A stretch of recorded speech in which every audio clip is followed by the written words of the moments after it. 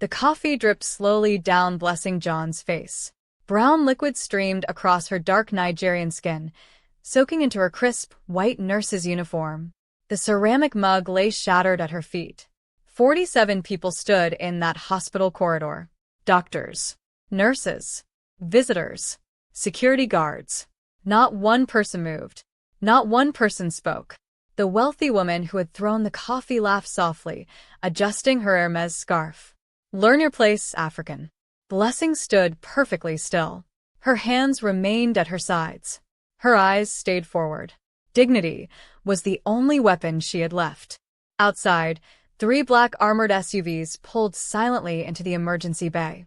Hospital executives began running toward the entrance.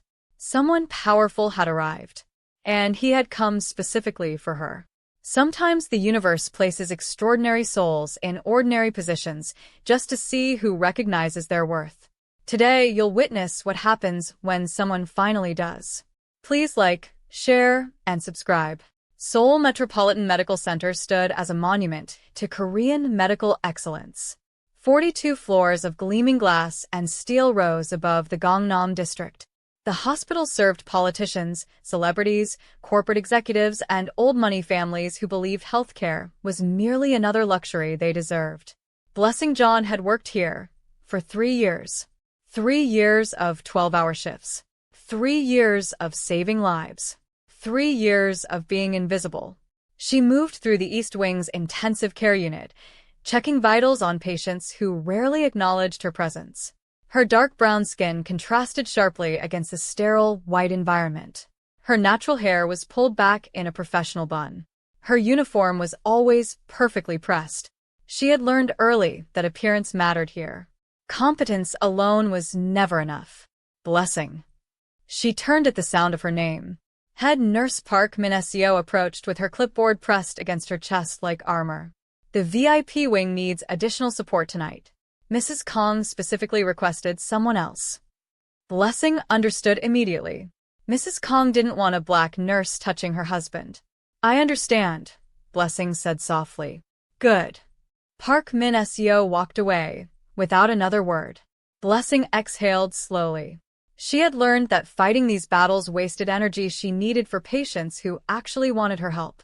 The fluorescent lights hummed overhead. Rain began tapping against the floor-to-ceiling windows.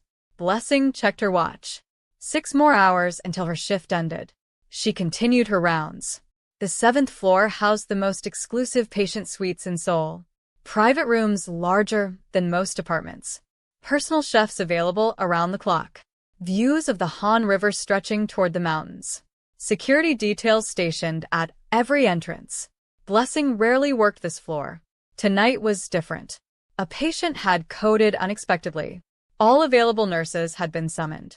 Blessing arrived in the chaos, immediately assessing the situation with trained precision. "He's in V-fib," she announced, reaching for the defibrillator. The attending physician, Dr. Lee Sang-hoon, grabbed her wrist. "Who authorized you to be here?" "I was paged for the emergency. This patient is Minister Choi's father." His grip tightened. "You think I'm letting a Nigerian nurse touch him?" Blessing felt the familiar burn of humiliation rising in her chest. She pushed it down. "Sir, if we don't defibrillate within the next 40 seconds, he will die." Dr. Lee hesitated. The patient's monitors screamed warnings. Blessing didn't wait for permission. She pulled free from his grip, positioned the paddles, and delivered the shock with practiced efficiency. The heartbeat returned. Steady, strong, alive. Blessing stepped back, allowing the other medical staff to take over stabilization. Her hands trembled slightly, not from fear, but from adrenaline. Dr. Lee stared at her. "You're done here," he said coldly. "Report to my office tomorrow morning." She had just saved a life, and she was being punished for it. By midnight, the story had spread through every department. The African nurse overstepped. She touched a minister's family without authorization. She thinks she's better than Korean staff. Blessing sat alone in the basement cafeteria, staring at cold rice she couldn't bring herself to eat. The fluorescent lights buzzed overhead. The vending machine hummed in the corner. She should have been used to this by now. She wasn't. Her phone buzzed. A message from her younger sister in Lagos. Sis, how is Seoul? We're so proud of you. Everyone here talks about how you're working at the best hospital in Korea. You're living our dream. Blessing closed her eyes. They didn't know. They couldn't know. Her family had sacrificed everything to send her abroad for nursing training. Her mother had sold her jewelry. Her father had taken extra driving shifts until his back gave out. Her grandmother had emptied her savings. They believed Blessing was living a dream. The reality was a nightmare wrapped in prestige. But she couldn't go home. Going home meant admitting failure. Going home meant crushing her family's hopes. Going home meant proving every person who said she didn't belong right. She deleted the message without responding. Dr. Lee's office smelled of expensive cologne and old money. His diplomas covered every wall. Harvard Medical School, Johns Hopkins residency, Seoul National University fellowship. His achievements screamed from gilded frames. Blessing stood before his desk, hands clasped in front of her. She would not sit unless invited. She knew better.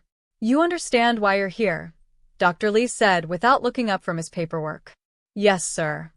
Minister Choi's father survived. The family is grateful. He paused meaningfully. To me, I've accepted their appreciation on behalf of the hospital. Blessing said nothing. What could she say? He had taken credit for her work. Again. However, Dr. Lee continued, your conduct was unacceptable. Protocols exist for a reason. Foreign staff must know their boundaries. Foreign staff. Not nursing staff. Not medical professionals. Foreign.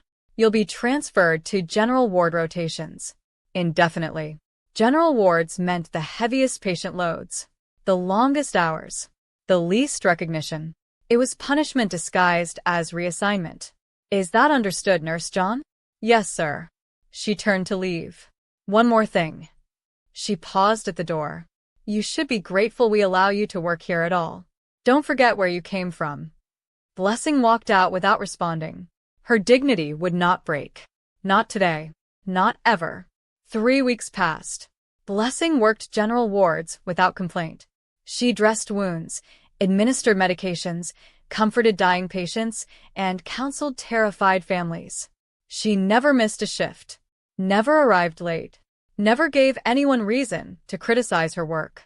But the whispers never stopped. She thinks she's special. Look at her, pretending she belongs. I heard she slept with someone to get this job. The lies grew darker with each passing day. Blessing learned to move through the hospital like a ghost. Silent. Efficient. Invisible.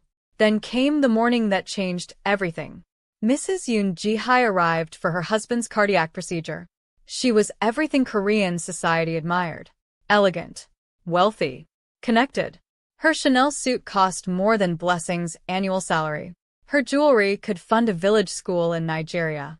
And she had decided, the moment she saw Blessing, that the African nurse was unacceptable. I specifically requested no foreign staff, Mrs. Yoon announced loudly in the pre-operative waiting room. Blessing kept her voice calm.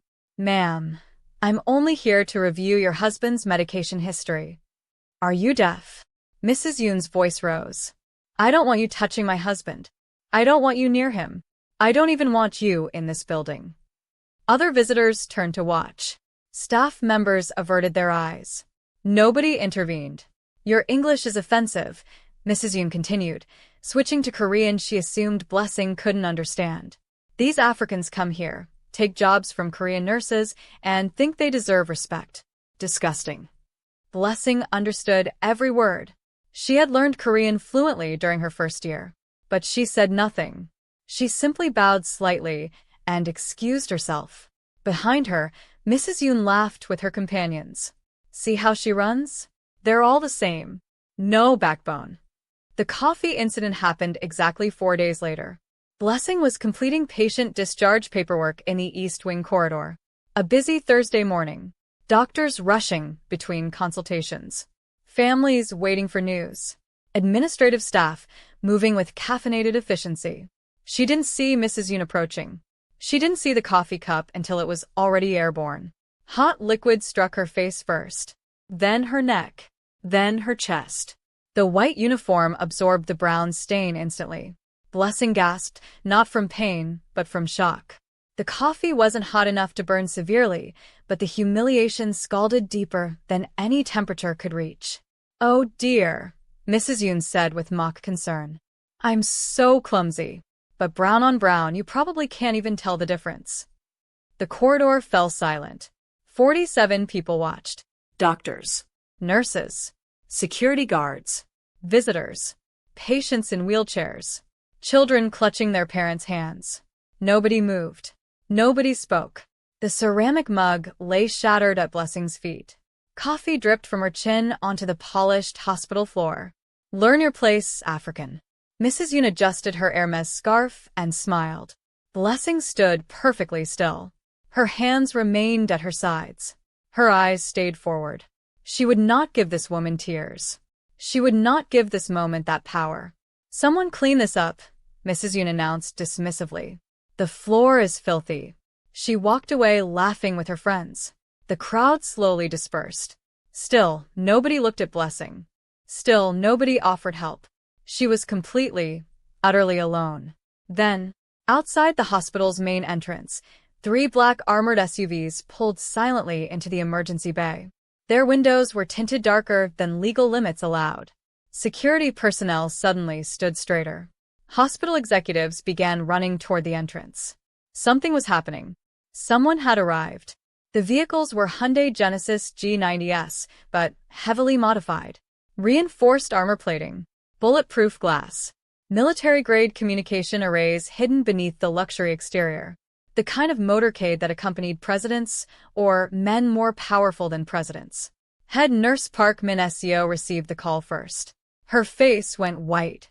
Hospital director Kim Young-hyun received the call second. His hands began shaking.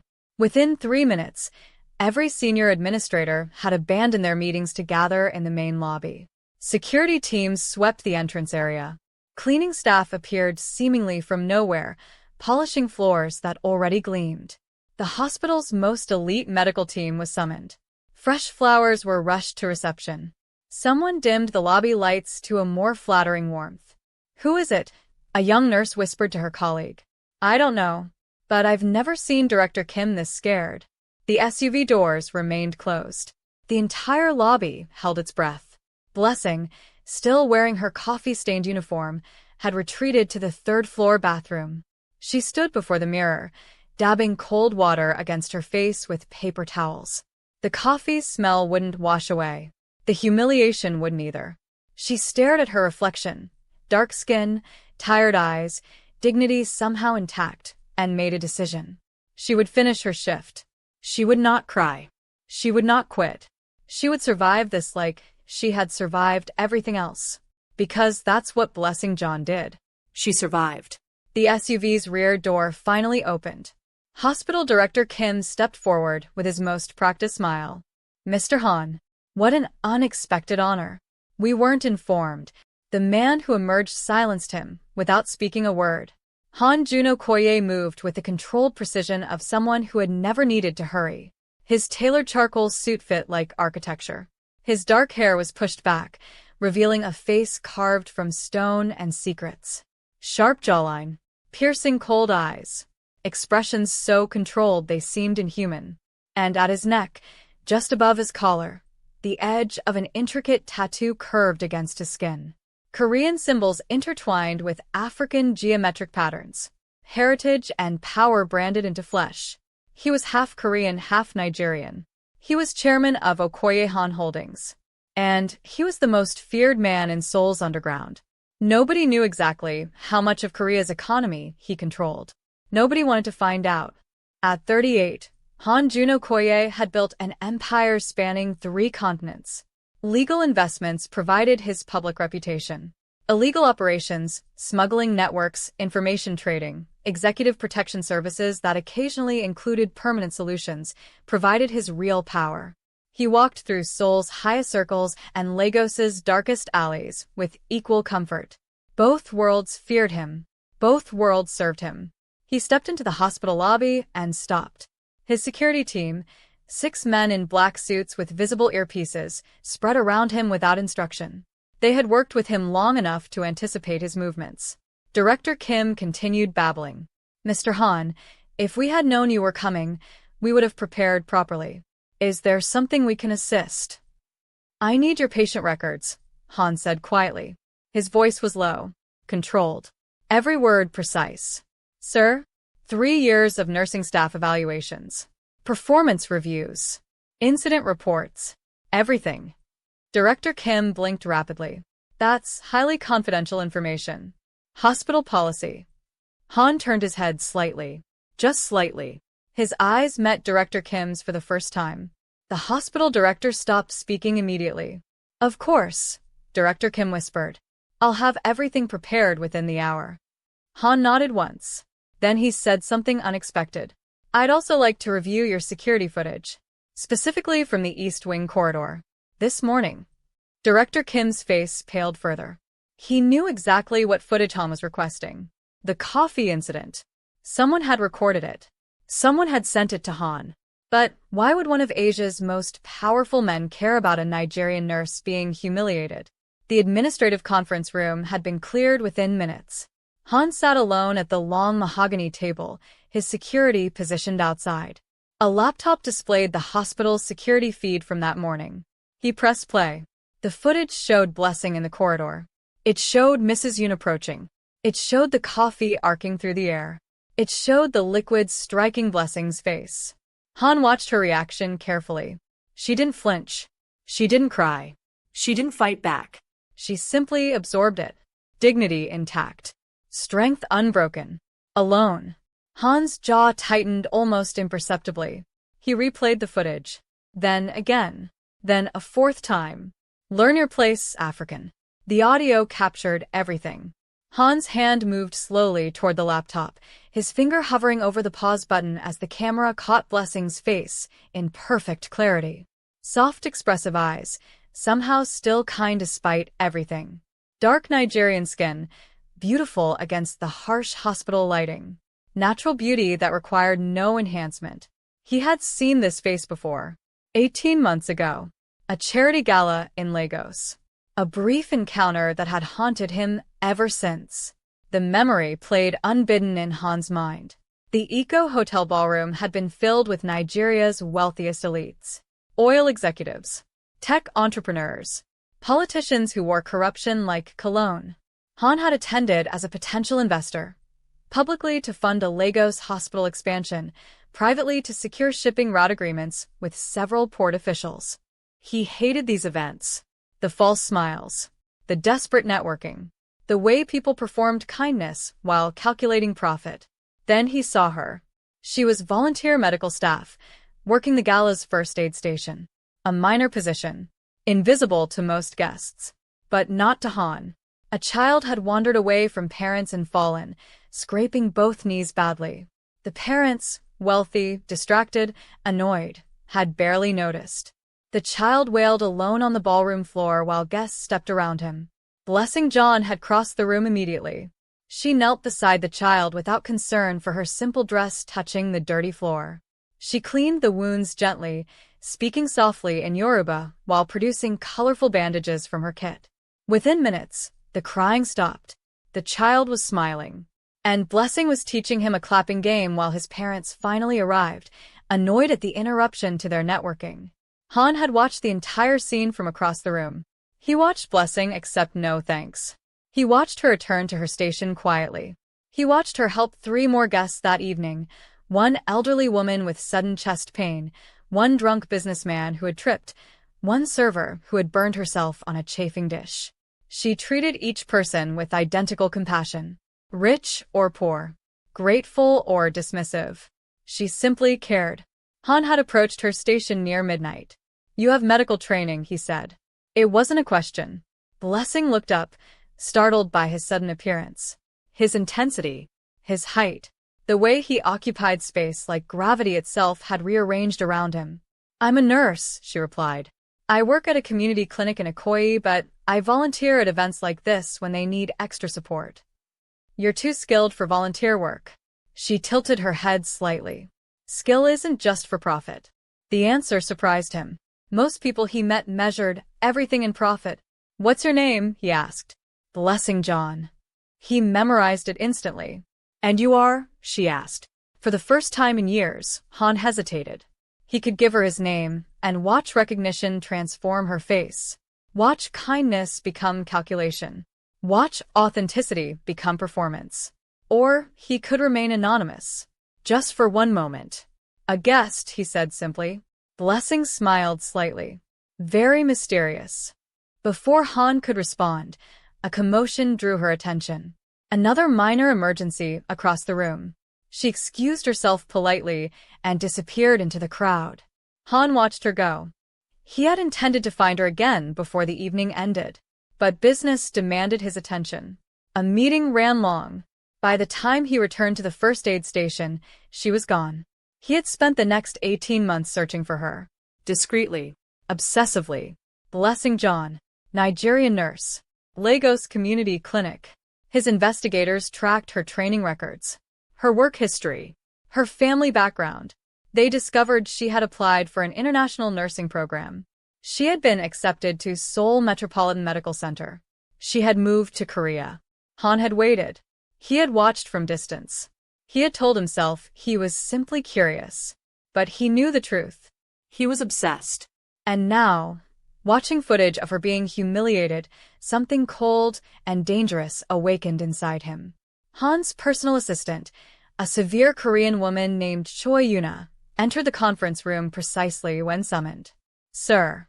The woman in this footage, Han said without turning. "Her name is Blessing John. I want everything. Work schedule, address, medical certifications, every incident report filed against her or mentioning her, every performance review, every complaint." Choi Yuna didn't blink at the unusual request. She had worked for Han long enough to know better. "Timeline, sir?" 1 hour. "Understood." She turned to leave. "Yuna." She paused. "The woman who threw the coffee. Identify her. Full background. Family. Business connections. Financial holdings. Everything she fears losing." This time, Choi Yuna did pause. "Sir, should I involve legal or—" "No." The single word carried weight that legal proceedings never could. "Understood, sir." She left quickly. Han returned his attention to the frozen footage. Blessing's face filled the screen. Dignity intact despite everything. He had found her, and no one would ever humiliate her again. Blessing had removed her coffee-stained uniform and changed into backup scrubs she kept in her locker. Standard procedure for unexpected messes. She had done this before. Spilled medications. Bodily fluids. Once, a child's entire meal during a particularly difficult feeding. But this was different. This wasn't accidental. This was intended to break her. She stood before the bathroom mirror, studying her reflection. The same face she had worn since childhood. The same determined eyes. The same stubborn jaw. "Learn your place, African." The words echoed. She splashed cold water on her face. "Brown on brown, you probably can't even tell the difference." She gripped the sink until her knuckles ached. The door opened behind her. Blessing didn't turn. She assumed it was another nurse, maybe someone finally checking on her. Or perhaps someone hoping to witness her crying. She refused to give anyone that satisfaction. "Excuse me." The voice was male. Deep. Controlled. Definitely not a nurse. Blessing spun around. He stood in the bathroom doorway, a place no man should be, especially in a hospital's female staff area. But he occupied the space with such natural authority that the wrongness of his presence seemed irrelevant. Dark suit. Sharp jawline. Eyes that seemed to see through walls.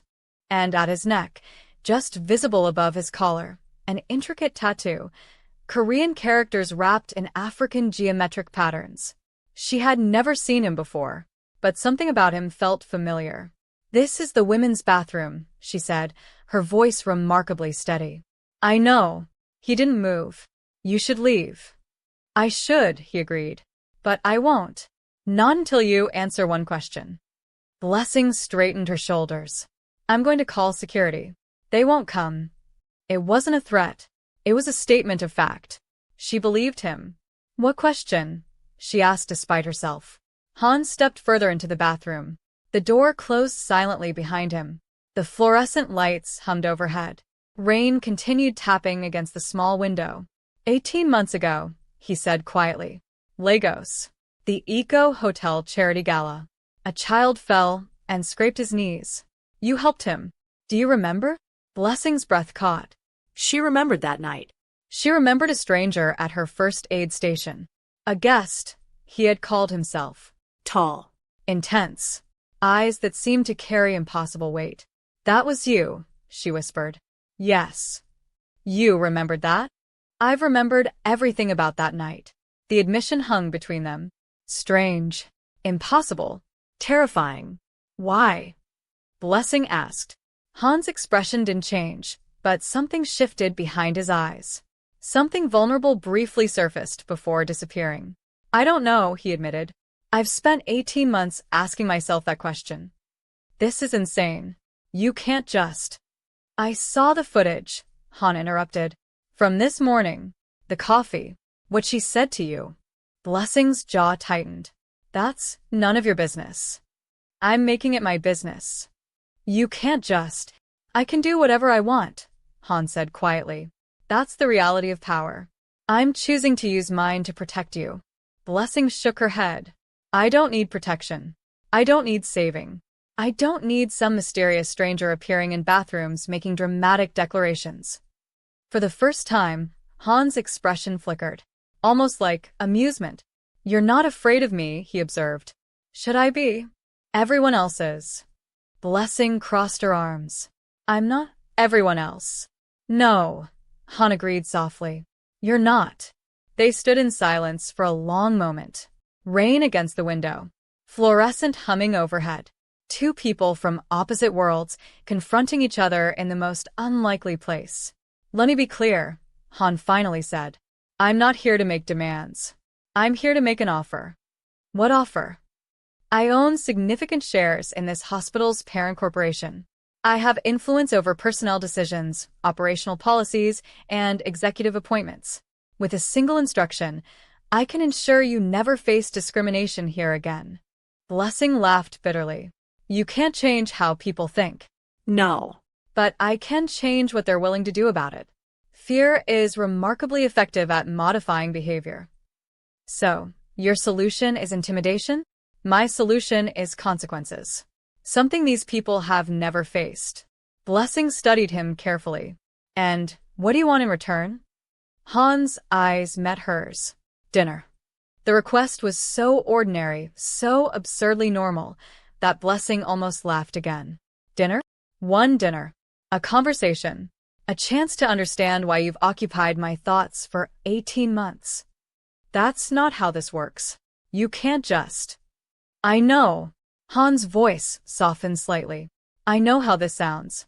A powerful man offering a vulnerable woman protection in exchange for her time. It reads like coercion. It reads like abuse of position. I understand why you should refuse. Then why ask? Because I've spent 18 months trying not to. The honesty surprised her. Most powerful people she encountered hid behind pretense. This man was admitting obsession openly, almost clinically, as if observing his own behavior from outside. I don't know you, Blessing said. No. I don't trust you. You shouldn't. This is absolutely insane. Completely. They stared at each other. Blessing should have walked out. Should have reported him. Should have done anything except stand here considering his absurd proposal. But something held her in place. Not fear. Something else. One dinner, she said slowly. And you help me how? The woman who threw the coffee. Mrs. Yoon Ji-hai. Her husband's company relies on financing from a bank where I control the board. One word from me, and that financing disappears. Their company collapses within 6 months. Their social standing evaporates. Their children's private school suddenly discovers enrollment issues. Blessing's eyes widened. That's extreme. That's justice. It's vengeance. Sometimes they're the same thing. She shook her head. I don't want that. I don't want someone's family destroyed because of coffee. Han tilted his head slightly. Even after what she did? Destruction isn't healing. Revenge doesn't restore dignity. It just creates more brokenness.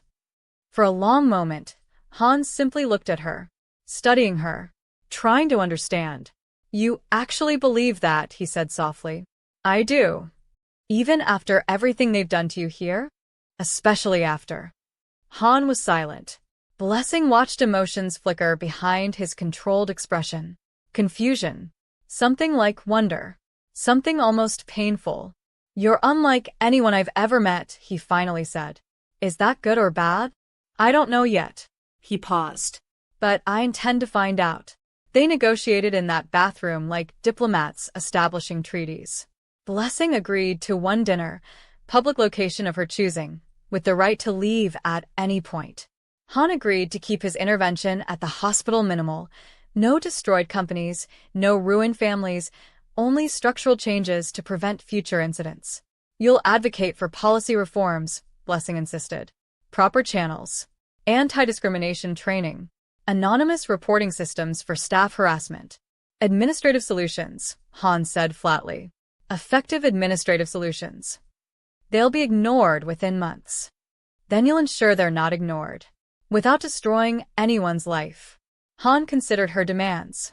You're placing significant constraints on someone offering unlimited assistance. I'm placing ethical constraints on someone who clearly needs them. Again, that flicker of almost amusement crossed his face. Fine, he conceded. Your terms. One dinner. Ethical intervention only. And you'll leave this bathroom before someone sees you. That does seem advisable. He moved toward the door, then paused. Saturday evening. 7 o'clock. I'll send a car. I'll choose the restaurant. Acceptable. And I'm paying for myself. Now Han actually smiled, just slightly, barely perceptible, but real. We'll discuss that. He opened the door. Blessing. She looked up. What happened this morning will never happen again.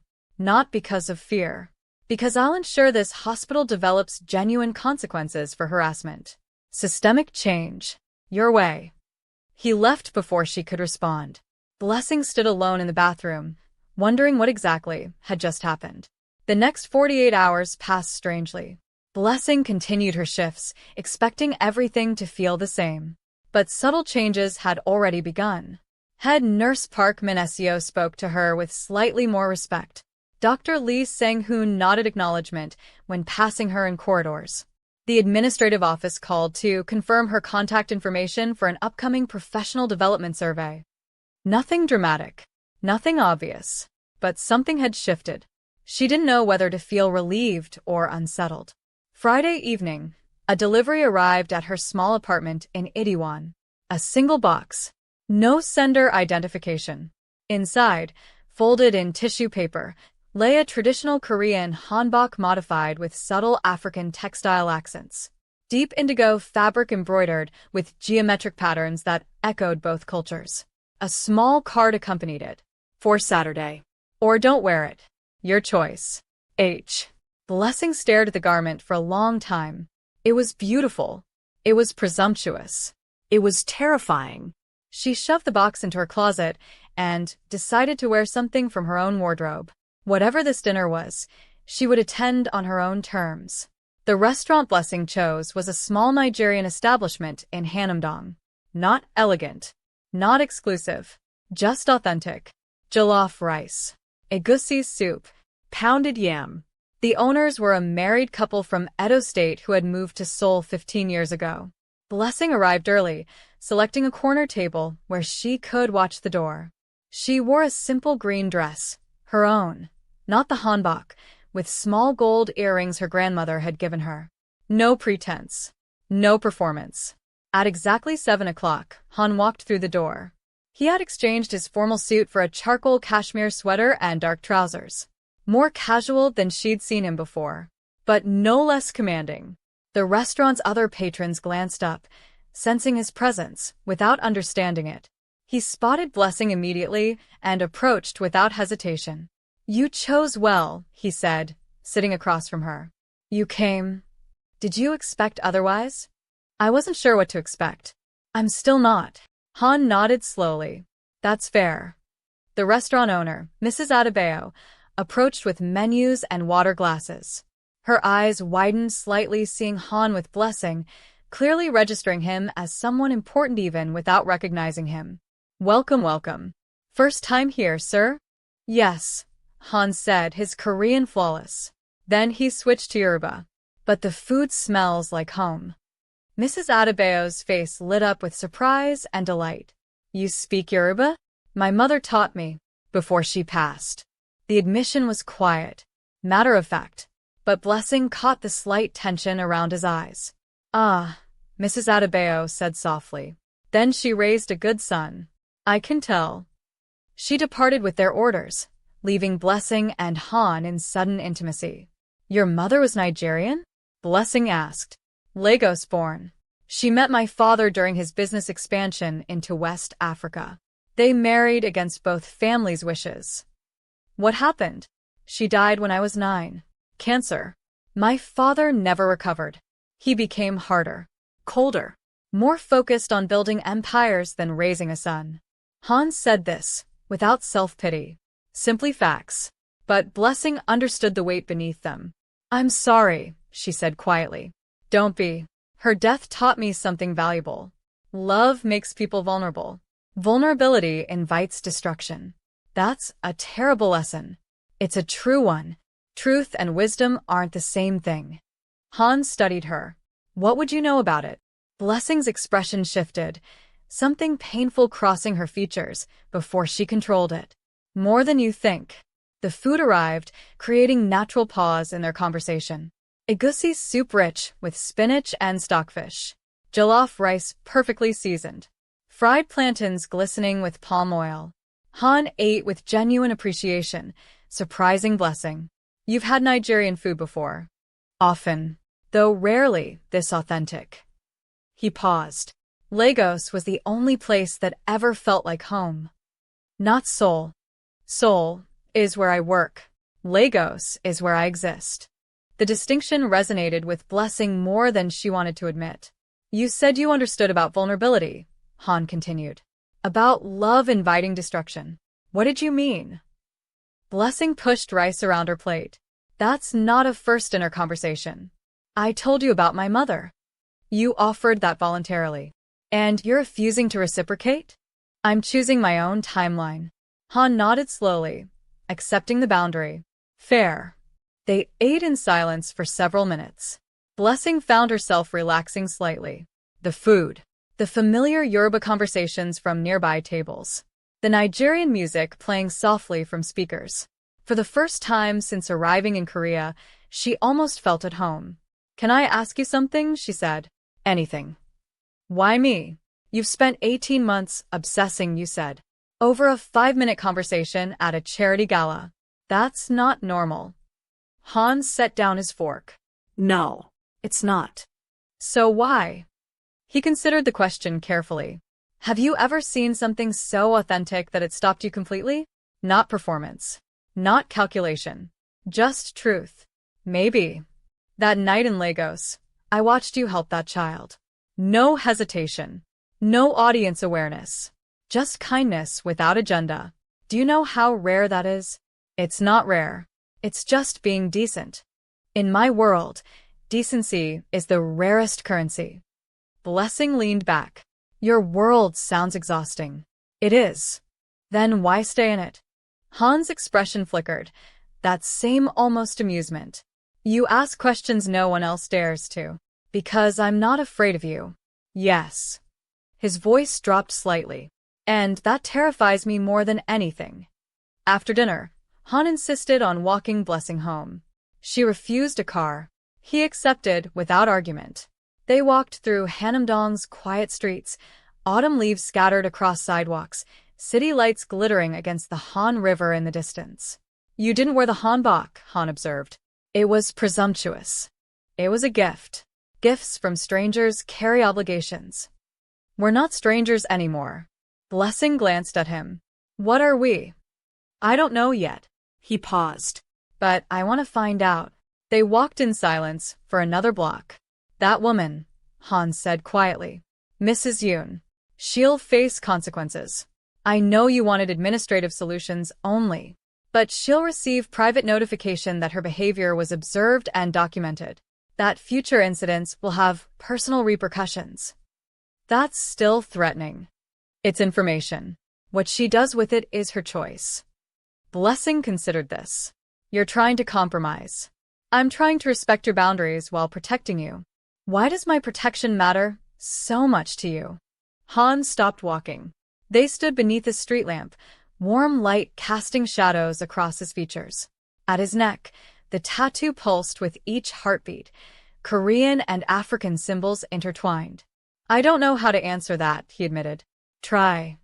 When I saw that footage, when I watched her throw coffee in your face, watched everyone stand by doing nothing, something broke inside me. Something I didn't know could still break. His voice remained controlled, but his eyes betrayed something vulnerable. I've done terrible things, Blessing. Built terrible things. I've watched people suffer and calculated how it served my interests. I'm not a good man. Then why? Because when I saw you that night in Lagos, when I see you now, I remember what goodness looks like. And I'm terrified of that light disappearing from a world that desperately needs it. Blessing's breath caught. No one had ever spoken to her like this. No one had ever seen her like this. You don't even know me, she whispered. I know enough. You know one moment. One act of kindness. That's not a complete person. Then help me know more. His hand moved toward hers, slowly, giving her time to pull away. She didn't. His fingers brushed her wrist. Warm despite the autumn chill. Gentle despite the power they wielded. Give me time, Han said quietly. That's all I'm asking. Time to understand this. Time to understand you. Blessing looked at their almost touching hands. She should refuse. Everything about this was wrong. Too fast. Too intense. Too dangerous. But something in his eyes made her hesitate. Something wounded beneath all that control. Time, she repeated. Not commitment. Not promises. Just time. Yes. She exhaled slowly. Okay. His fingers wrapped around hers, properly now, no longer tentative. They stood that way for a long moment, two people from impossible worlds, beginning something neither could name. Across the street, in a parked sedan with tinted windows, someone watched. Someone photographed. Someone reported. The autumn deepened. Leaves turned golden and fell. Blessing's life shifted in ways she couldn't quite define. Her work at the hospital improved. Not dramatically. The discrimination hadn't disappeared, but something had changed. Administration had announced new anti-harassment policies. Anonymous reporting systems appeared. Dr. Lee Sang-hoon suddenly remembered how to say please and thank you. Mrs. Yoon Ji-hai never returned after her husband's procedure. Rumors suggested she had received concerning news about certain business investments. Nobody knew the details. Nobody asked. Han kept his word. Administrative solutions. Ethical intervention. Nothing destroyed. And every Thursday evening he appeared. Sometimes dinner. Sometimes walks. Once, a midnight boat ride on the Han River where they talked until dawn. He told her about his syndicate operations, carefully, without incriminating details, but honestly enough that she understood what he was. She told him about her family in Lagos, about her grandmother's sacrifices, about the weight of expectations she carried daily. They think I'm living a dream, she admitted one night. And you can't tell them otherwise. How can I? Everything they have went into sending me here. My failure would be their failure. Han nodded slowly. You carry other people's hopes like physical weight, don't you? I stopped carrying anyone's hopes years ago. It was easier to carry their fears instead. Blessing turned to face him. They sat on a bench overlooking the river. City lights reflected in the water. That sounds lonely. It was. Until Lagos. He paused. Until you. She didn't respond. But she didn't move away when he reached for her hand. It happened after their 8th meeting. A rainy Wednesday. Unexpected, since Han typically appeared on Thursdays. Blessing had worked a brutal double shift. A patient had died despite her best efforts. An elderly man alone, with no family to notify. She had held his hand at the end because nobody else would. She arrived home exhausted, heartbroken, questioning why she continued. Han was waiting outside her apartment building, soaking wet. He had been standing in the rain for an hour. "What are you doing here?" she asked. "I heard about the patient, Mr. Kwan. The one who died." "How did you?" "I have sources. They told me you stayed with him, that you were there when he—" "I couldn't let him die alone." Han's expression cracked. Just slightly. Just enough for her to see the emotion beneath. "You couldn't let him die alone," he repeated softly. "Even though he was nothing to you. Even though no one would have known. Someone should always know." Han stepped forward, rain streaming down his face, eyes fixed on hers. "You are the most extraordinary person I have ever met, Han. I've watched people die without caring. I've caused people to die without caring. I thought that made me strong. But watching you care about a stranger's death. I understand now." "Understand what?" "That strength isn't absence of feeling. It's feeling everything and choosing to remain kind anyway." He reached for her face. His fingers brushed her cheek, wet from rain or something else. "I don't deserve you," he whispered. "You don't get to decide that." "Blessing." She kissed him, soft at first, almost questioning, then deeper. The rain poured around them, but neither moved to find shelter. His arms wrapped around her, pulling her close with surprising gentleness. Hers found his chest, feeling his heartbeat race beneath the expensive fabric. When they finally separated, both breathing hard, something fundamental had changed. "This is insane," Blessing said. "Completely. You're dangerous." "Very. I should end this now, before anyone gets hurt." Han's hand cupped her face. His thumb traced her cheekbone. "You're right," he admitted. "You should. But I'm not going to." "I know."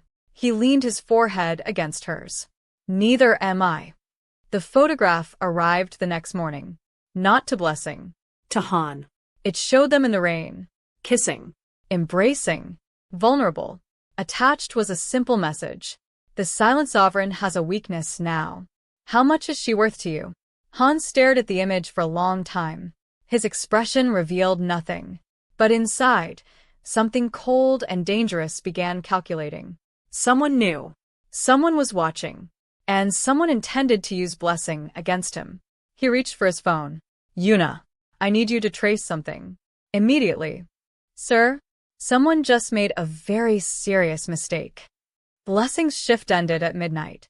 She walked toward the staff exit, exhausted but content. Her mind replayed last night's kiss. The rain. Han's words. The feeling of being seen completely. She pushed open the exit door. 3 men stood in the parking lot, blocking her car. They wore dark suits, expensive watches, the casual confidence of people accustomed to intimidation. One of them smiled. "Nurse John, we need to have a conversation."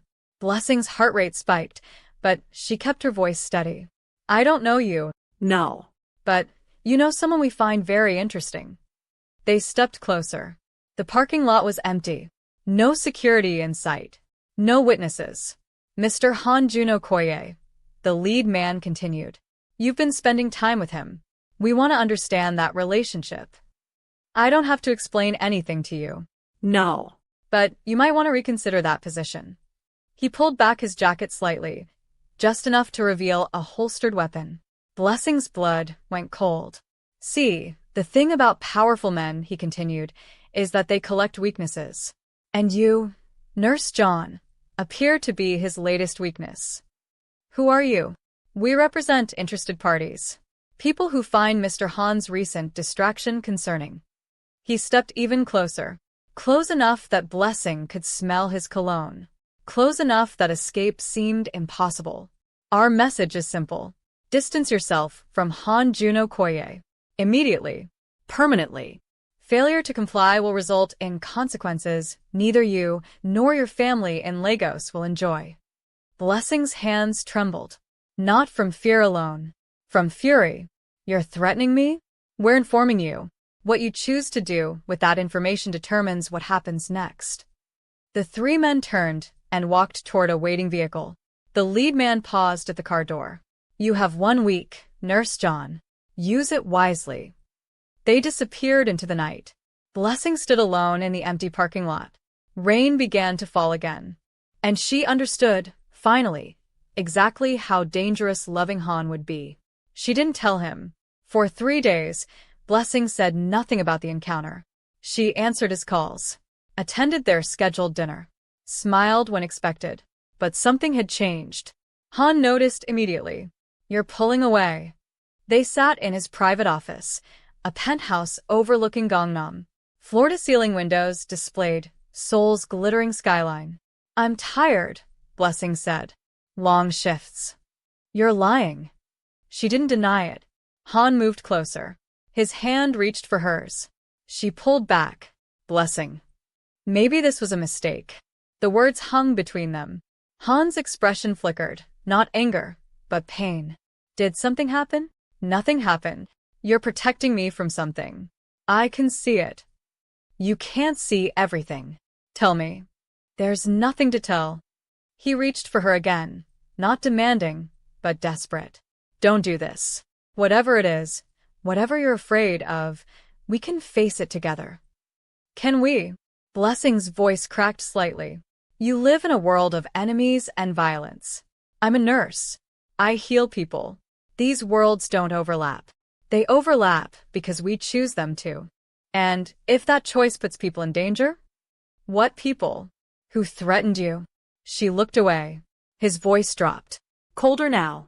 Dangerous. Someone threatened you. Han. Who? It doesn't matter. It matters more than anything. He stood abruptly. His body radiated tension, controlled fury barely contained. Tell me who they are. Now. So you can what? Hurt them? Kill them? Prove everything they said about you. What did they say? Blessing finally met his eyes. That loving you makes me a target. That my family becomes a target. That I'm your weakness now, and weaknesses get exploited. Han went very still. They're right, he said quietly. What? They're right. Loving me does make you a target. This world, my world, it destroys soft things. So what do we do? He turned to the window. The city lights cast shadows across his face. At his neck, the Korean African tattoo seemed to pulse with his heartbeat. I should let you go. Blessing's heart clenched. Is that what you want? Long silence. No. His voice barely above a whisper. But maybe it's what you deserve. Blessing stood. I don't need you to decide what I deserve. Han turned from the window. Then decide for yourself. Stay, knowing what this means. Or leave, knowing I'll let you. But decide tonight. Why tonight? Because tomorrow, I'm going to find the people who threatened you. And when I do, nothing will ever be the same. His eyes held hers, cold, determined, terrifying. And beneath it all, desperate. I can end this, he said. Disappear the threat. Make sure no one ever touches you or your family again. But that path leads somewhere dark. Somewhere you may not be able to follow. You're asking me to condone violence. I'm asking you to choose me. Knowing what I am. Knowing what I'll do. Blessing's mind raced. Every logical thought screamed at her to walk away. To catch the next flight to Lagos. To forget this dangerous man and his impossible world. But her heart remembered the rain. The kiss. The way he looked at her like she was the only light in his darkness. If I stay, she said slowly, what happens to us? Han crossed the room in 3 steps. His hands cupped her face with surprising tenderness. If you stay, you become mine. Completely. Protected. Cherished. But also entangled in everything I am. And if I leave, I let you go. I disappear the threat anyway because I can't let them think targeting you has no consequences, but I never contact you again. Either way, you're going after them. Yes. And people will get hurt. Yes. She closed her eyes. His forehead pressed against hers. Choose, Blessing. Now. The silence stretched. Rain tapped against the windows. The city hummed far below. And Blessing John, Nigerian nurse, woman of compassion, keeper of impossible dignity, Made the decision that would change everything. I choose. The door exploded inward. Men in black tactical gear flooded the penthouse. Han moved instantly, pushing Blessing behind him, positioning himself as shield. Down. Everyone down. A voice she recognized. The man from the parking lot. Mr. Han Juno Koye. You've been difficult to reach. Han's security team appeared from nowhere, weapons drawn, forming protective circle. Chaos erupted. Gunfire. Shouting. Glass shattering. Blessing felt Han's hand grip hers, tight, desperate, refusing to let go. Blessing, stay with me. A flash of light. A deafening sound. Then darkness. Consciousness returned in fragments. Blessing heard sounds before she could see. Muffled voices. Distant sirens. The rhythmic beeping of medical equipment she recognized instinctively from years of nursing. Her eyes opened slowly. White ceiling. Fluorescent lights. The antiseptic smell of hospital sheets. She was in a bed. Not her apartment. A hospital room. Her body ached everywhere. Her head throbbed with dull, persistent pain. When she tried to move her left arm, sharp resistance stopped her, and 4-line attached to her wrist, dripping clear fluid into her veins. Don't move. The voice came from beside her. Blessing turned her head slowly. Han sat in a chair next to her bed. His face was bruised, a dark purple contusion spreading across his left cheekbone. His lip was split. His expensive shirt was torn and stained with something dark. Blood. But his eyes held relief, so profound it transformed his entire expression. You're awake, he breathed. What happened? The attack. At my penthouse. His hand reached for hers, gently avoiding the 4-line. You were unconscious for 18 hours. 18. Blessing tried to sit up. Pain lanced through her skull. Han pressed her shoulder back gently. You have a concussion. Minor. But the doctors want you to rest. The men who attacked us, the explosion. Flashbang grenade. Disorienting, not lethal. They wanted to capture, not kill. Capture who? Han's jaw tightened. Me. You were collateral. Blessing's memory reassembled itself in fractured pieces. The door exploding. Men in tactical gear. Han pushing her behind him. Gunfire. Then nothing. Your security team? 2 injured. None critically. They held the attackers long enough for reinforcements to arrive. And the attackers? Han's expression went cold. Completely. Like watching a door slam shut. Being handled. Blessing didn't ask what that meant. She wasn't sure she wanted to know. The room was private. Expensive. The kind of suite reserved for patients who could afford discretion. Blessing recognized it, 7th floor, East Wing. The same VIP section where she had saved Minister Choi's father months ago. The irony wasn't lost on her. Why am I here? She asked. I'm staff. I should be in the general ward. You're here because I arranged it. Because no one asks questions about patients in this wing. And because I needed you somewhere I could protect. Protect from who? Han leaned back in his chair. For the first time, Blessing noticed how exhausted he looked. The bruises. The bloodstains. The way his hands trembled slightly despite his controlled expression. He hadn't slept. He had been watching over her for 18 hours. The men who attacked us, Han said quietly, represent a syndicate based in Busan. The Jang Consortium. We've had territorial disagreements for years. But this was escalation beyond anything previous. Because of me. Because of what you represent. His eyes met hers. They've never had leverage against me before. No family. No attachments. Nothing to exploit. Then photographs of us appeared. Suddenly, I had a vulnerability. Blessing closed her eyes. The parking lot warning. The threat against her family. Everything connecting. This is my fault, she whispered. No. If I had stayed away from you, they would have found another angle. Or created one. Han's voice hardened. These people don't need legitimate vulnerabilities. They manufacture them. The only difference is that you're real. That's supposed to make me feel better? It's supposed to make you understand that walking away wouldn't have protected you.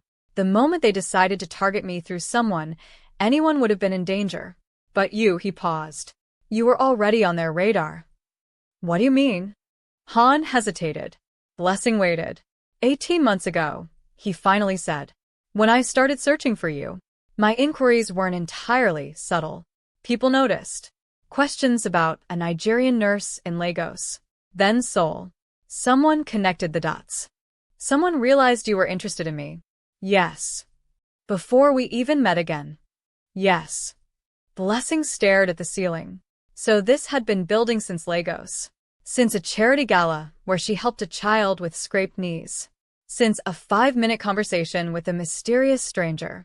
Everything that followed, the humiliation at the hospital, the coffee incident, Han's arrival, their connection, the threats, the attack, all of it traced back to that single moment.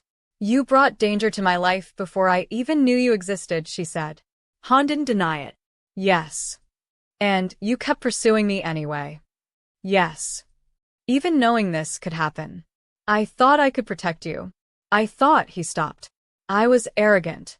I believed my power was absolute. That no one would dare touch something I claimed. You were wrong. Catastrophically. Silence stretched between them.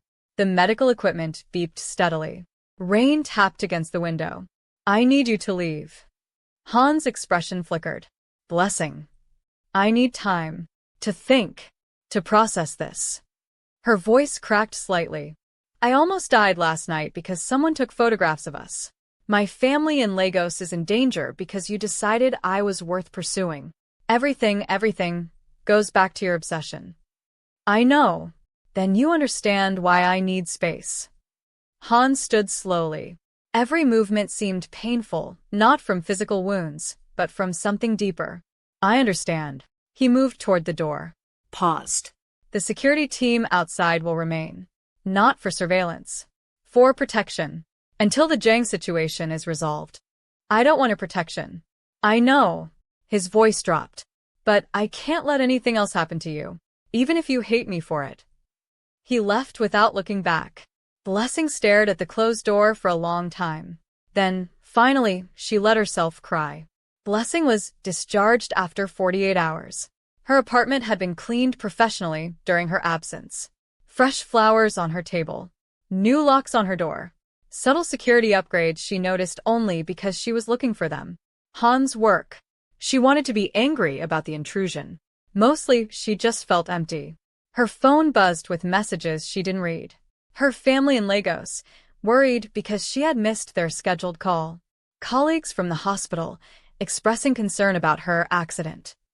One message from head nurse Park Min-seo, surprisingly genuine sympathy hidden beneath professional formality. And one message from Han.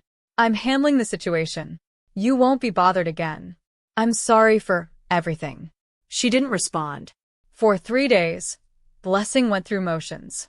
She returned to work, ignoring the whispered questions about her injuries. She completed her shifts. She cared for patients.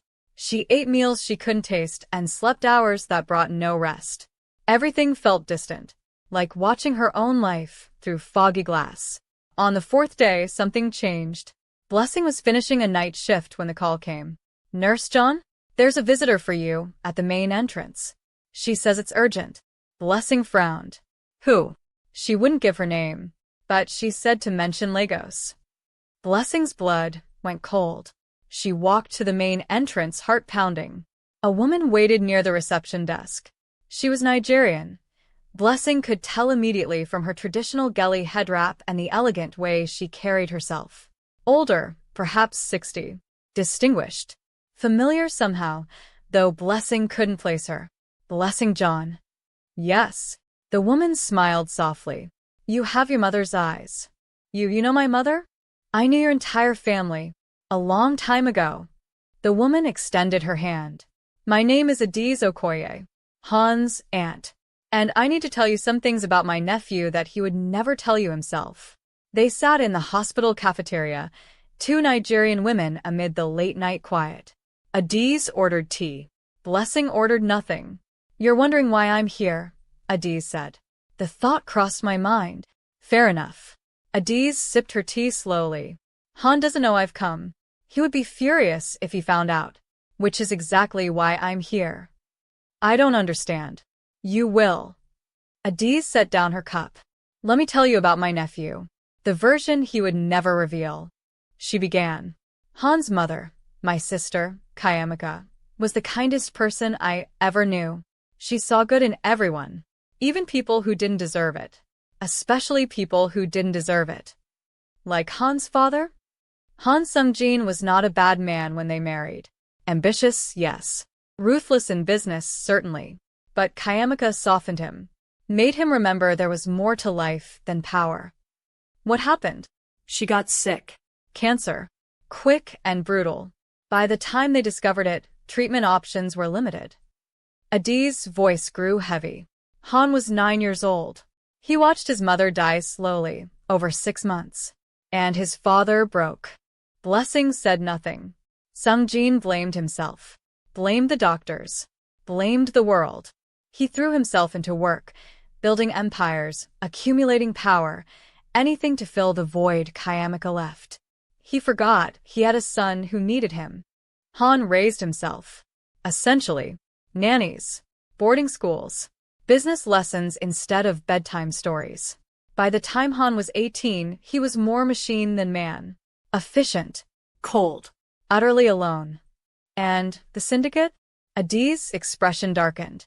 Sung-jin's business dealings weren't entirely legal. Han inherited both the legitimate holdings and the other interests. He could have walked away, dismantled everything, gone legitimate. But he didn't. No. Because the illegal operations provided something the legitimate ones couldn't. Money. Control. Adiz met Blessing's eyes. Han grew up helpless, watching his mother die, watching his father abandon him emotionally. He learned that power prevents pain, that controlling everything means nothing can hurt you. That's a terrible way to live. It is, but it's all he's known. Adiz leaned forward. Until you. Blessing looked away. You're the first person in 30 years who has made Han question his own architecture, Adiz continued. The first person who has made him consider whether control is worth the isolation. The first person who has made him feel something beyond calculation. That's not my responsibility. No. But it might be your opportunity. There's something else, Adiz said quietly. More revelations? One more. The most important. Adiz's hands folded carefully on the table. That night in Lagos. The charity gala. It wasn't coincidence that Han was there. Blessing's eyes narrowed. What do you mean? Han had been tracking your family for years. Not you specifically, your father. Your father and Han's father had business connections decades ago. Complicated ones. My father never mentioned. He wouldn't have. Some connections are better forgotten. Adiz paused. Your father borrowed money from Han's father 30 years ago. A substantial sum. It helped launch his taxi business in Lagos. I don't understand. The loan was never repaid. Not because your father refused, but because Han's father forgave it. A gift, he said. One Nigerian helping another in a foreign land. Blessing sat very still. Han discovered this connection years ago when reviewing old files. Adiz continued. He learned about your family, your father's struggle, your mother's sacrifices, your sisters in Lagos, still working to build futures. He felt responsible somehow, connected to people he had never met. He knew about me before Lagos. He knew about your family. When he learned you would be volunteering at that gala, he made sure to attend. He wanted to see, just see, the daughter of a man his father had helped decades ago. So the whole thing meeting me, it was orchestrated? Not entirely. He intended only to observe from distance. But when he saw you with that child, when he watched you show kindness without agenda, something unexpected happened. He became obsessed. He recognized something. His mother's spirit, perhaps. The kind of genuine compassion that had disappeared from his world. Adiz's voice softened. Han may have orchestrated the opportunity to see you. But falling for you? That was entirely beyond his control. Blessing's mind reeled. Everything she thought she knew was reshaping. Why are you telling me this? Because Han never would. He would rather you believe he's a monster than let you see his vulnerabilities. but you deserve truth. All of it. And what do you expect me to do with this truth? Adiz stood slowly. That's entirely up to you. She placed a card on the table, a phone number, nothing else. But if you decide Han is worth understanding, I'll be here. She walked away. Blessing sat alone with revelations that changed everything. 2 more days passed. Blessing worked. 8. Slept poorly. She thought about Adiz's words constantly. Han had known about her family before Lagos, had felt connected to them through old debts and forgotten kindness, had orchestrated a chance to see her, but had fallen for her genuinely, unexpectedly, against every pattern of his controlled existence. It didn't excuse his secrecy. It didn't erase the danger he had brought to her life. But it explained things. Complicated things. On the 7th day since their last conversation, Blessing made a decision. She called the number on Adiz's card. I need to see him. I thought you might. Adiz's voice carried warmth. There's a private address. I'll send it to you. But Blessing. Yes. He's not in good condition. The Jang situation has escalated. Han has been handling it personally. What you'll find when you arrive may be difficult to witness. Blessing closed her eyes. Send the address. The address led to an industrial district outside Seoul. Old warehouses. Abandoned factories. The kind of place respectable people avoided. Blessing's taxi dropped her at the coordinates. She walked alone through evening shadows, following instructions to a building that looked condemned. Security appeared silently, 3 men who materialized from darkness. Nurse John? Yes. We've been expecting you. Follow. They led her through rusted doors into an interior that contradicted the exterior completely. Modern surveillance systems, climate control, medical equipment that rivaled hospital standards. And blood. So much blood. Blessing stopped. A man lay on a surgical table in the center of the space. His face was destroyed, swollen beyond recognition, cuts and bruises covering every visible inch. Medical professionals in scrubs worked around him, but from their expressions, their efforts were more about documentation than salvation. Han stood nearby, watching. His sleeves were rolled up. His hands were wrapped in bandages that couldn't quite hide raw knuckles. Blessing. His voice carried surprise. Don't, she said. Don't ask me why I'm here, or tell me I shouldn't be. Just tell me what's happening. Han looked at the man on the table. His name is Jang Taewon, second in command of the Jang Consortium. He ordered the attack on my penthouse. He ordered the threats against your family. And you did this? Yes. No remorse in his voice. No hesitation.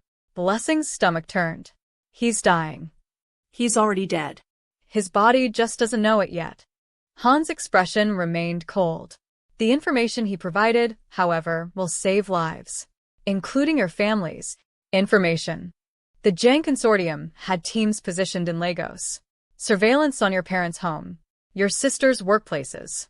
They were prepared to act if I didn't comply with their demands. Blessing felt ice spread through her veins. Are they? Safe. My people extracted the threat before any action could be taken. Your family never knew they were in danger. And the people who threatened them? No longer operational. Dead. He meant dead. Blessing stared at this man who had pursued her across continents, who kissed her in the rain, who spoke about her compassion like it was something sacred, and saw a killer. This is what you are, she said quietly. Yes. This is the world you live in. Yes. And you wanted me to be part of it. Han finally showed emotion, pain flickering across his controlled features. I wanted you to be separate from it. Protected. Untouched. I never wanted you to see. But I'm seeing it now. Yes. Silence stretched. The medical team continued their work. The dying man's breathing grew shallower. Blessing made herself look. Really look. At the blood. The violence. The reality. Then she looked at Han. Take me outside. Now. They stood in a courtyard behind the warehouse. Night had fully fallen. Stars were invisible behind Seoul's light pollution. The air smelled of rain and industrial chemicals. I should walk away, Blessing said. Yes.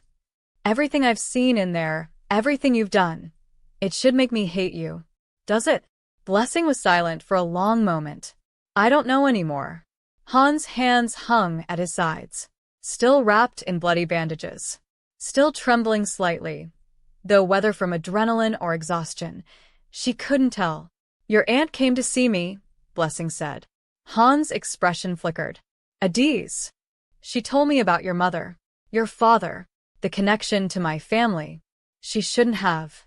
She told me you're the loneliest person she's ever known, that you built empires to protect yourself from ever feeling helpless again, that I'm the first thing in 30 years you couldn't control. Han said nothing. Is it true? Which part? All of it. Slowly, Han nodded. My father helped your father once, he said quietly. A small kindness in a world of transactions. When I discovered the connection years later, I felt responsible somehow. For your family's welfare. For ensuring the kindness wasn't wasted. So you watched us. Distantly. I ensured certain opportunities came your family's way. Your nursing scholarship. The Seoul placement. Small interventions you would never trace back to me. Blessing's eyes widened. My scholarship? Facilitated. Not purchased. You earned it legitimately. I just made sure the right people noticed your application. And my job here? Same. Your qualifications were exceptional. I simply ensured they weren't overlooked. Everything Blessing had accomplished. Every door that had opened. I never asked for your help. I know. I never wanted to be someone's charity project. You weren't. You aren't. Han's voice carried frustration. You're the most capable person I've ever encountered. Everything you've achieved on your own merit. I made sure merit was enough. Because in this world, merit is rarely enough without connections. And Lagos? The gala? I wanted to see you in person. Just once. To understand why I had become so invested in a stranger's success. He paused. I expected to satisfy curiosity. Instead, I found something that terrified me. What? Hope. The words seemed to cost him. You showed me that genuine kindness still existed. That someone could help others without calculating benefit. That maybe, I didn't have to be alone forever. Blessing felt tears threatening. She forced them back. You should have told me. I know. From the beginning. All of this. I know. Instead, you let me think everything was coincidence. Let me believe I had earned things independently. You did earn them. Everything you have, you earned. I just manipulated circumstances around me, even when you claimed to love me honestly. Han closed his eyes. Yes. I'm going back to Lagos. The words fell between them like stones. Han's eyes opened. What? I can't stay here. Not after this. Not knowing what you are. What you've done. How everything I thought was mine was actually orchestrated by someone else. Blessing. Don't. Her voice cracked. Don't say my name like it means something. Don't look at me like I'm your salvation. I'm a person. Not a symbol. Not a mission. Not your dead mother reincarnated. Han flinched. Actually flinched. That's not. Isn't it? You saw a kind woman who reminded you of someone you lost. You decided to protect her, pursue her, possess her, just like you possess everything else. But I'm not a thing to be acquired. I never thought. You didn't think. You controlled. It's all you know how to do. Blessing wiped her eyes roughly. And I let myself get pulled in because you were the first person who ever saw me. Really saw me. Not as foreign help or charity case or invisible labor. Just me. I do see you. You see what you want to see. A reflection of kindness in a cruel world. But I'm more complicated than that. I have darkness too. I have anger. I have limitations and failures and parts of myself I hate. I know. You don't know. Because you never asked. You built me into a symbol before you ever learned me as a person. Han stood very still. Rain began falling again. Light drops at first, then heavier. Neither moved to find shelter. You're right, Han finally said. His voice was different now. Broken somehow. I looked at you and saw salvation. I convinced myself that loving you made me better, without ever asking whether you wanted to carry that weight. I manipulated circumstances to bring you closer, then justified it as protection. I'm everything you're accusing me of. Blessing said nothing. But you're wrong about one thing. What? Hans stepped closer, rain streaming down his face, eyes holding hers with desperate intensity. I didn't fall in love with a symbol. The symbol came later, my attempt to understand feelings I couldn't control. What I fell for was real. That moment in Lagos when you taught a crying child a clapping game. That moment in the hospital when you refused to let an old man die alone. That moment in the rain when you kissed me despite knowing exactly who I am. You don't know who I am. Then teach me. His voice dropped to barely above a whisper. Don't leave. Don't go back to Lagos. Stay and show me who you really are. The complicated parts. The dark parts. Everything I've been too focused on my own vision to see. Why should I? Because beneath all my manipulation, beneath the obsession and control, there's something real. Something I've never felt for anyone else. Something that terrifies me more than every enemy I've ever faced. What? Han reached for her hands. Slowly. Giving her every opportunity to pull away. She didn't. I love you, he said. Not the symbol. Not the salvation. You. The woman who gets angry when she's underestimated. Who cries alone in bathrooms because she refuses to give anyone the satisfaction of seeing her break. Who carries her family's hopes like physical weight while pretending everything is fine. Who stands in the rain with a monster and demands he become better. Blessing's tears fell freely now. How do I know you're not just saying what I want to hear? You don't. You can't. That's the terrifying part of trusting anyone. Han's hands tightened around hers. All I can offer is time. A chance to prove that I can learn to love you properly instead of possessively. A commitment to be honest, even when honesty destroys me. And if it doesn't work, then you leave. With my full support. No surveillance.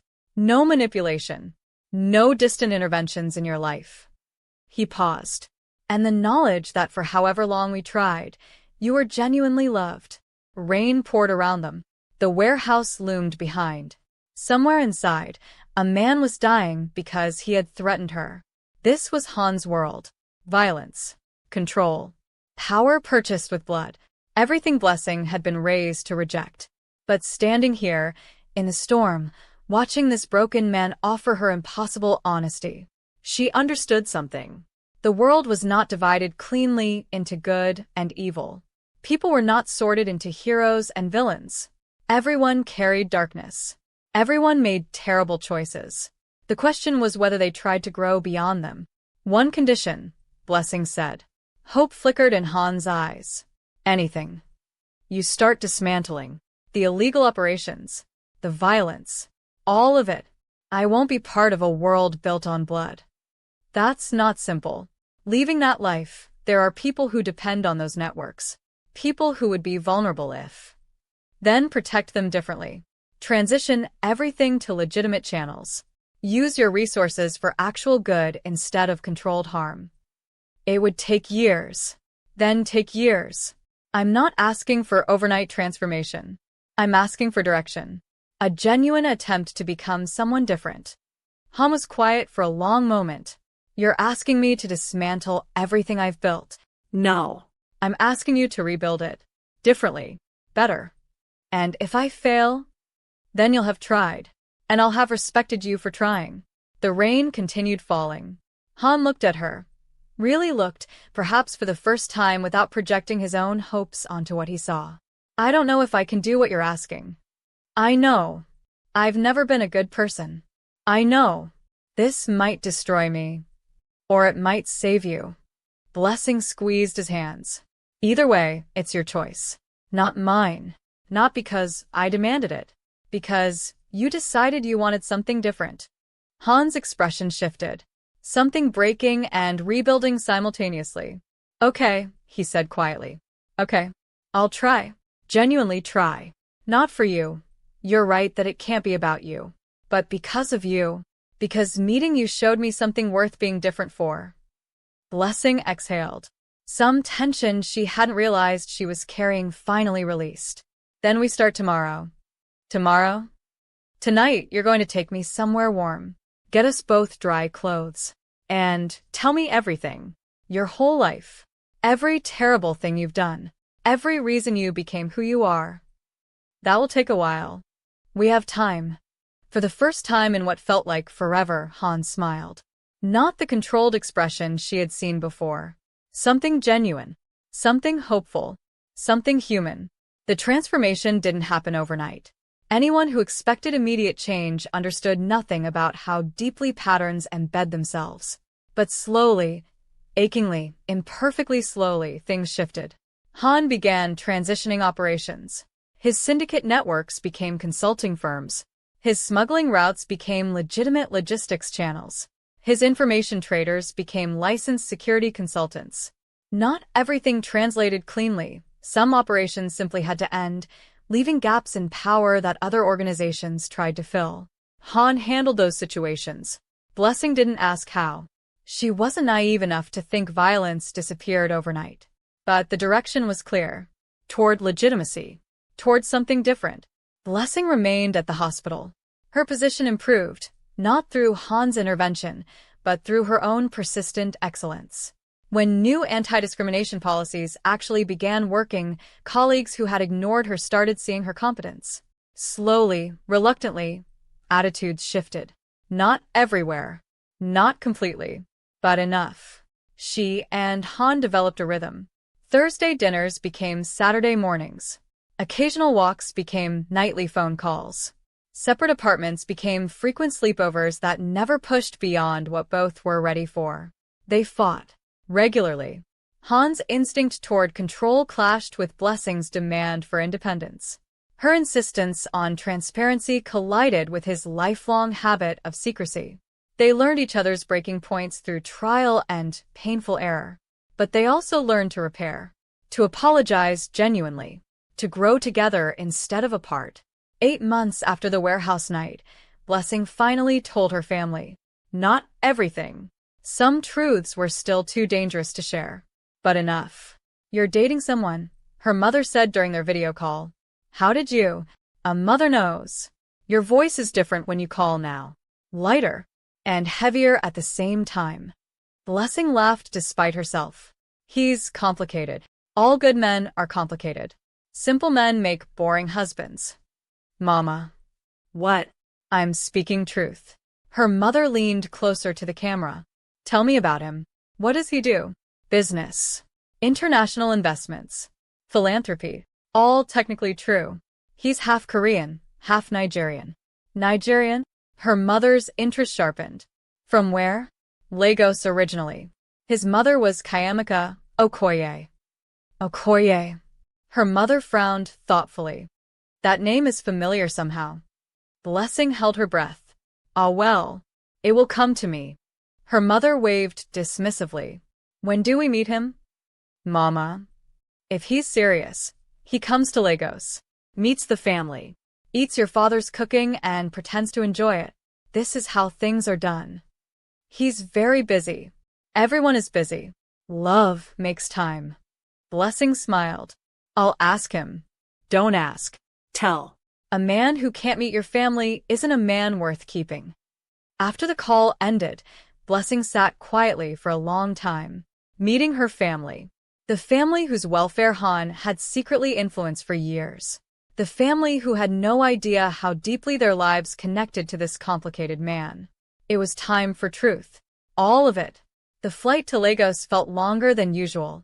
Han sat beside her in first class, a compromise between his preference for private jets and her insistence on at least partially normal travel. You're nervous, she observed. I'm always nervous. You hide it well. Years of practice. He glanced out the window at clouds passing below. Your family won't like me. Probably not at first. That's not reassuring. The truth rarely is. Han was quiet for a moment. I've handled hostile boardrooms. Negotiated with people who wanted me dead. Walked into situations where one wrong word meant elimination. And meeting your father terrifies me more than all of it combined. Blessing laughed, Genuinely, freely. Han looked at her with something approaching wonder. I love when you laugh. Then give me more reasons to.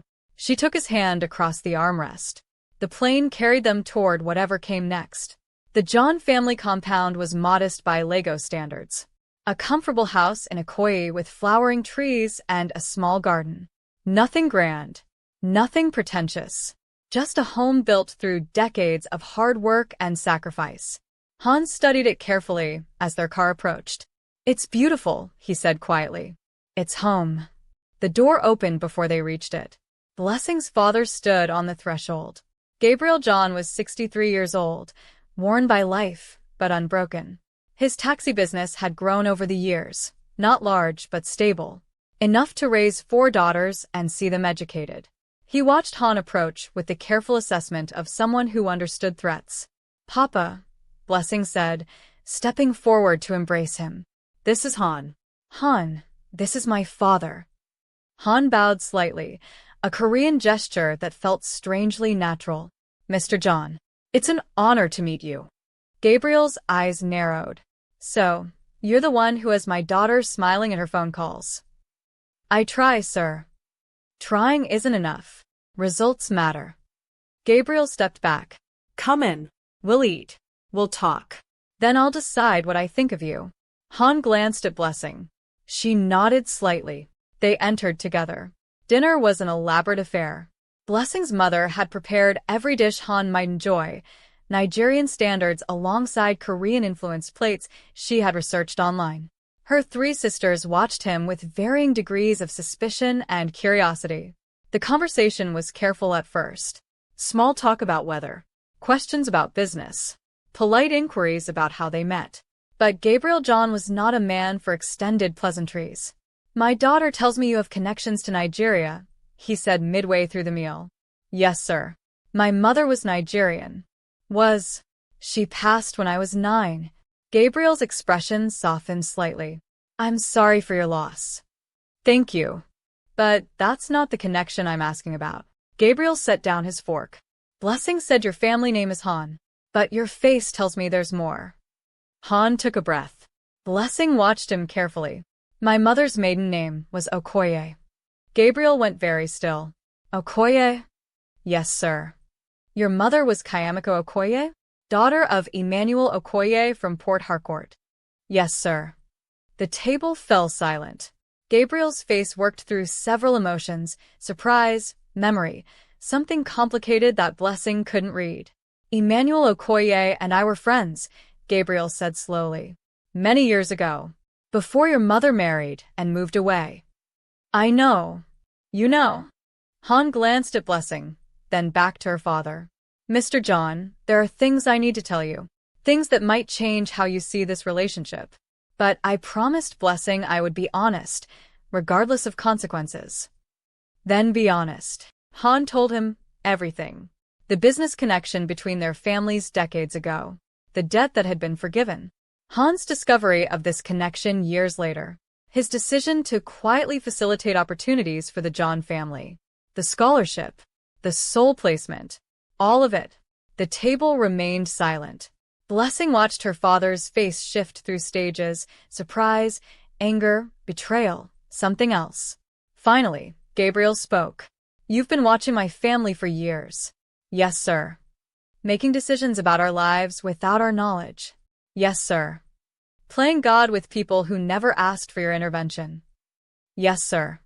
Gabriel stood slowly. Han rose as well. Whether from respect or preparation for conflict, Blessing couldn't tell. The 2 men faced each other. Give me one reason, Gabriel said quietly, why I shouldn't throw you out of my house right now. Han held the older man's gaze. I can't give you a reason, sir. What I did was wrong. Arrogant. The kind of manipulation I was raised to see as normal but have been trying to unlearn. Trying? Your daughter has been teaching me. Han's voice softened. She's been teaching me that kindness isn't weakness. That control isn't love. That real connection requires honesty, even when honesty destroys you. Gabriel studied him. And what are your intentions with my daughter now? To love her properly. To support her ambitions without trying to control them. To spend however long she allows me earning the trust one should have built through honesty from the beginning. Silence stretched. Blessing held her breath. Finally, Gabriel sighed. Sit down. Sir? I said sit down. We're not finished eating. Hans sat slowly. Gabriel followed. What you did was wrong, Gabriel said. I don't forgive it. Not yet. Maybe not ever. I understand, but… Gabriel picked up his fork. My daughter is a good judge of character. Better than I was at her age. If she sees something worth saving in you, I'll give her the chance to prove it. Thank you, sir. Don't thank me. Prove her right. Gabriel pointed his fork at Han. And if you hurt her, every taxi driver in Lagos will make your life impossible. For the first time since arriving, Han smiled. I'd expect nothing less, sir. The anniversary dinner was held at the same Nigerian restaurant in Hanamdong where they had shared their first date. Mrs. Adebayo had prepared a special menu. Blessing wore a dress that combined Korean design with African textile accents, a gift from Han that she had finally accepted after arguing for an hour. Han wore a simple black suit, his tattoo visible at his collar as always. They sat at the same corner table. 1 year, Blessing said. 1 year. I didn't think we'd make it. Neither did I. Han reached across the table. His hand found hers. Thank you for not giving up on me. Thank you for becoming someone worth not giving up on. They sat in comfortable silence for a moment. So much had changed. Han's syndicate was nearly completely legitimate now. The final transitions would be complete within months. His reputation had shifted from feared crime lord to respected businessman. Not everyone believed the transformation was genuine, but enough did. Blessing had been promoted to senior nursing position at Seoul Metropolitan. She trained new staff now, many of them international nurses who faced the same discrimination she once had. She made sure no one suffered in silence the way she almost had. Her family was thriving. Her sisters had opportunities they never expected. Her parents were planning their first visit to Seoul. Everything was different. Everything was better. I have something for you, Han said. He reached into his jacket. Blessing's heart rate spiked. Not a ring. She wasn't ready for that. Please, not a ring. He produced a folder. Blessing exhaled. What is this? Open it. Inside were documents, legal papers, photographs, architectural plans. A building. In Lagos. A medical clinic. I don't understand. It's yours. Han's eyes held hers. A clinic in your name. Staffed by Nigerian nurses you'll select. Funded through a foundation that carries your family's name alongside mine. The John Okoye Medical Foundation. Blessing stared at the documents. This is collaboration, not control. You'll make every decision. I provide resources and stay completely out of management unless you invite me in. Tears formed in Blessing's eyes. Why? Because you once told me that destruction isn't healing. That revenge doesn't restore dignity. You showed me that power can build instead of break. Han squeezed her hand. This is me learning from you. Blessing couldn't speak. She didn't need to. She rose from her chair, circled the table, and kissed him. The restaurant patrons pretended not to notice.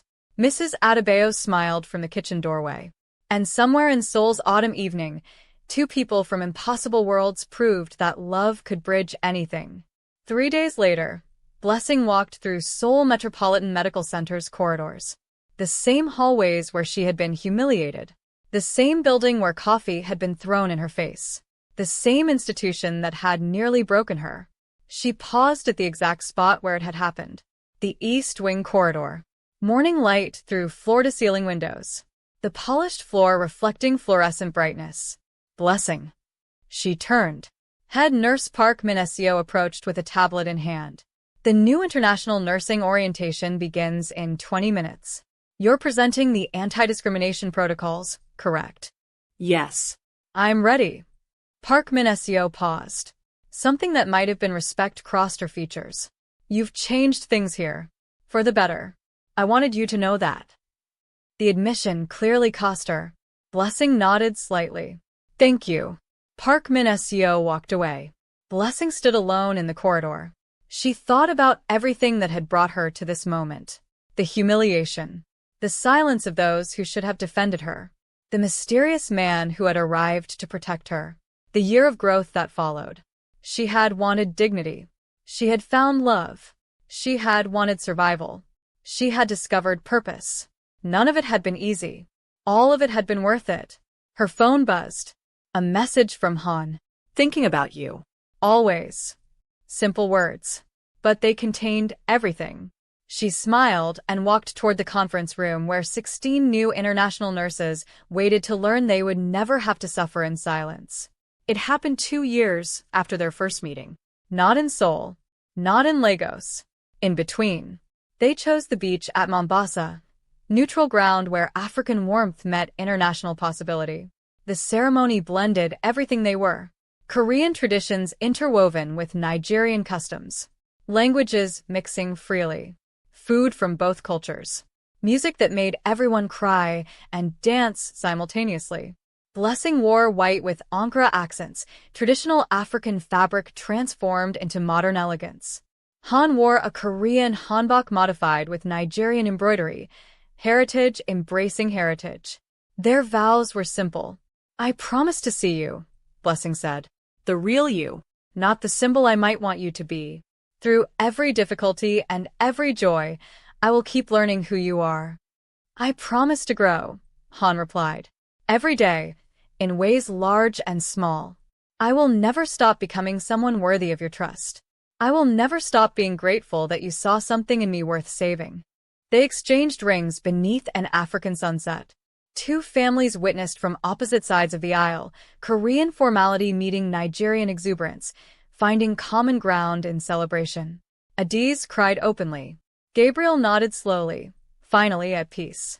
And when Han kissed his wife, the applause echoed across the water. After the honeymoon, they returned to Seoul, to the hospital where everything began. Blessing walked the corridors with new purpose now. She was still a nurse, still devoted to healing. But she was also the co-founder of a foundation that would transform healthcare access across West Africa. A board member advising on anti-discrimination policy. A voice for every person who had been told they didn't belong.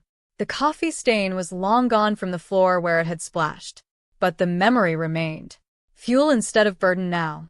Reminder of how far she had come. Han met her after her shift, standing by the same entrance where his convoy had first arrived. Ready to go home? Almost. Blessing looked back at the hospital one final time. I was just remembering. The coffee. Everything. Han took her hand. His tattoo, Korean and African symbols intertwined, caught the evening light. Any regrets? Blessing considered the question. The pain she had endured. The danger she had faced. The transformation she had witnessed. The love she had found. Not one, she said. They walked toward the waiting car.